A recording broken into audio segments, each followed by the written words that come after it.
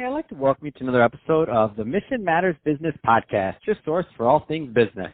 My name is Adam Torres. You can follow me on Instagram at AskAdamTorres. Keep up with my book releases, book tour schedule, signings, all that other good stuff. Always love to connect with you there. And as always, if you'd like to apply to become a co-author of one of my upcoming books, just head on over to the website, missionmatters.com, and click on Become an Author to apply. All right, so today I have Theresa Cry on the line, and she is a life and career coach over at Cry Consulting. Theresa, welcome to the show. Thanks, Adam. I appreciate it. So excited to get into today's topic. So we're going to talk about finding your fit and using your gifts. But before we do that, let's go a little bit further into what you're doing over at Cry Consulting. Tell us a little bit more about your business, please. Thanks, Adam. So at Cry Consulting, we work with all kinds of folks on making sure that they are ready for those next steps in life. So that could be anything from assisting people with creating or revising resumes, doing cover letters for new positions that they may be interested in applying in, which I'm sure people are looking all over the place right now, along with doing mock interviews. Often folks think, oh, I've done an interview before, so I know exactly what I'm doing, but brushing up on those skills can really help you knock out that next interview. So doing those mock interviews and then helping clients to create questions that they need to ask, because an interview is a two-way street. It's not just that business interviewing you, but you're also interviewing them to figure out if it's going to be the best fit for you.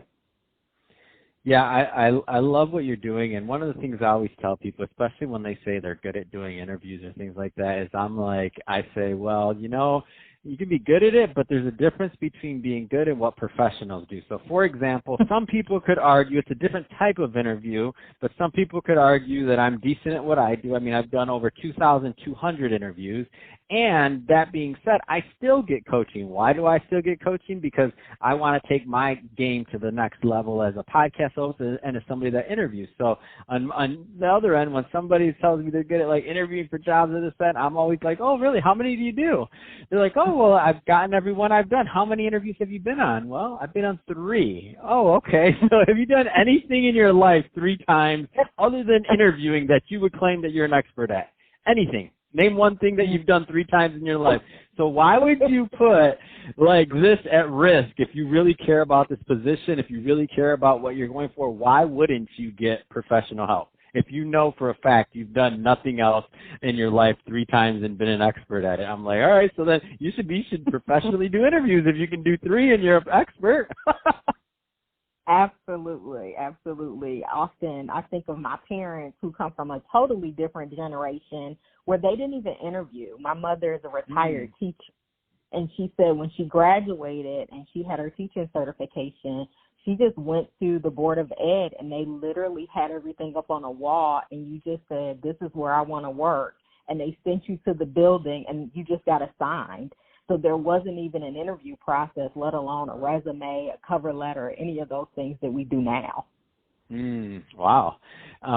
So I want to switch it up a bit. So let's get into today's topic. So finding your fit and using your gifts. I mean, this is a big topic. Where do you want to start with this one? Let's start with finding your fit. Let's start there. And so, really go ahead, Adam, I'm sorry. No, go, please.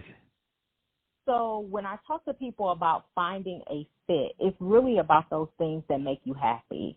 So often we are pushed in certain directions saying, okay, this is what you should do. You should grow up, go to school, and do this thing. But is that the thing that's really going to make you happy? I have an undergraduate degree in finance that I don't necessarily use because that's not what made me happy. I ended up finding that space and place of what made me happy, just kind of wandering around and figuring out what worked for me and what made me happy every day, what was going to get me up in the morning and be excited to go talk to people and deal and interact. And it actually wasn't what my degree, or at least not my major, my minor is communications, but it's not what my major was in. And I ultimately went back to school to get a master's in education because that is what made me happy. And so helping people figure out what really makes them tick, so to speak, what makes you get up in the morning and figure it all out without having other people tell you what that thing is. You have to know internally what that thing is that you want to do every single day. Man, I love that.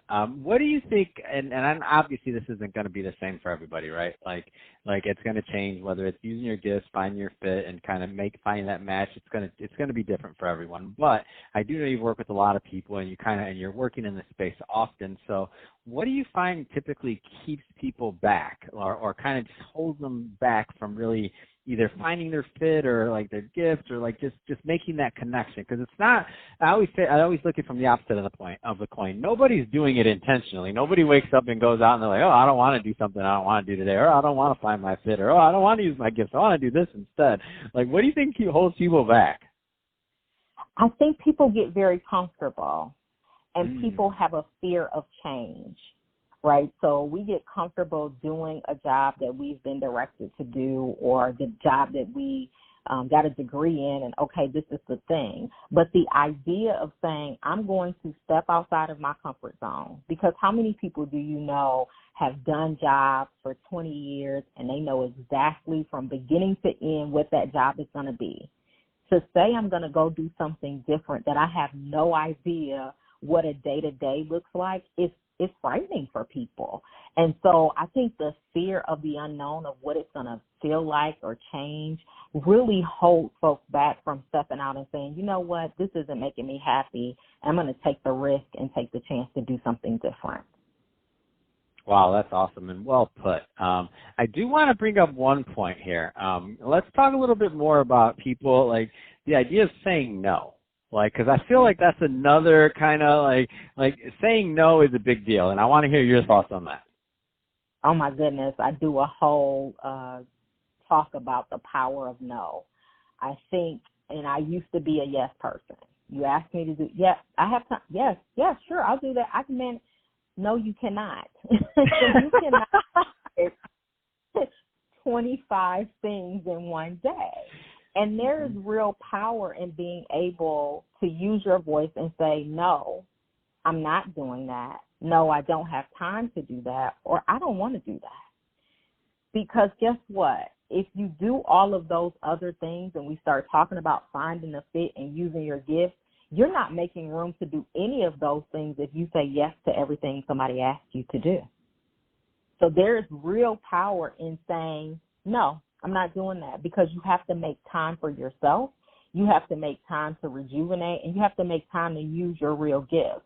And you cannot say yes to everything. I learned that the hard way by burning out and realizing that I was not taking care of myself, but I was making sure that everybody else had what they needed because I just kept saying yes. So I'm very good now at saying no, not just I can't, I won't.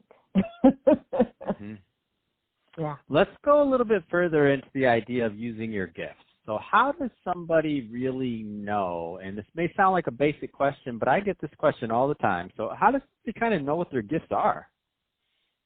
Well, you kind of talked about it a little bit earlier when we talked about, okay, you did 3 interviews, now you think you're an expert. That's not your gift. I promise you. It's those spaces and places where you feel comfortable, and other people, sometimes you need to let other people recognize for you and tell you, like, you know, you're really good at fill in the blank. You're really good at, I had a person tell me I was like a little Oprah after they saw me present once. And then constantly, over and over again, I hear from people, you know what, presentation, that's your thing. Yeah, I know, thanks.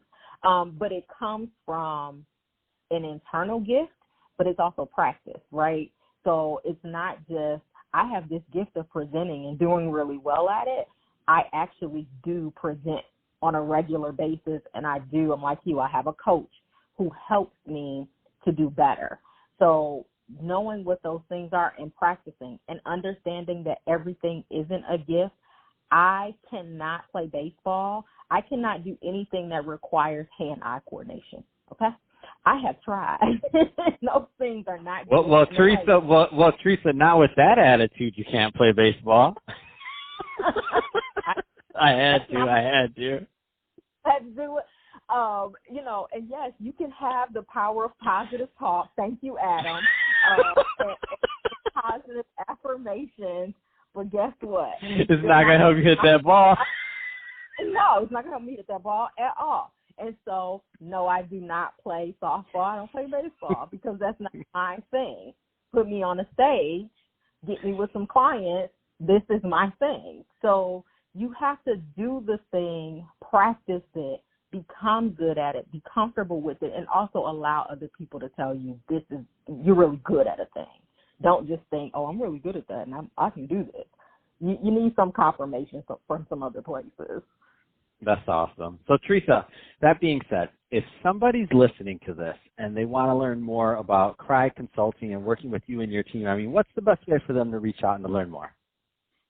So they can follow me on Instagram. I am at Coach T Cry. So my first name is Theresa. So I'm at Coach T Cry on Instagram, and they can email me at coachtcry@gmail.com. Fantastic. Well, Theresa, it's been a pleasure having you on the show today. Really appreciate you coming on and talking more about, how people can find their fit and use their gifts. And let's not forget how to say no. So I'm glad you brought that up too. And to the audience, as always, thank you for tuning in. Hope you got a lot of value out of this. If you did, don't forget to subscribe to the podcast, leave me a review on the Apple iTunes Store. And if you're watching this on our YouTube channel, Mission Matters Business, definitely give us a subscribe there, but also leave us some comments on the video. Love to know what kind of projects and things that you're working on. And Theresa, thanks again for coming on the show. Thanks, Adam. It was a pleasure.